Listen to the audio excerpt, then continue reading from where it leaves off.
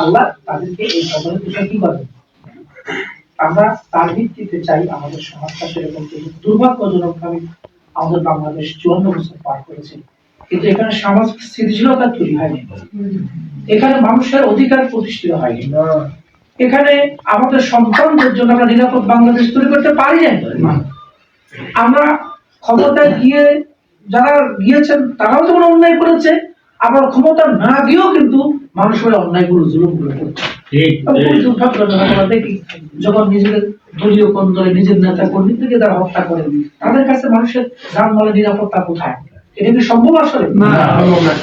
আমরা ইনশাআল্লাহ আমরা চাই যে আল্লাহর বিধিবিধানের মাধ্যমে যদি আমাদের সমাজটা পরিচালিত হয়, আমাদের রাষ্ট্র পরিচালিত হয়, ইনসাফিক না হবে, মানুষের কল্যাণ এটা নিশ্চিত হবে, মানুষের জন্য বাসযোগ্য হবে, আমাদের সন্তানদের জন্য এটা নিরাপদ হবে, এবং সবাই মানুষ বলতে এখানে তো কোনো ভাগ করা হয়নি।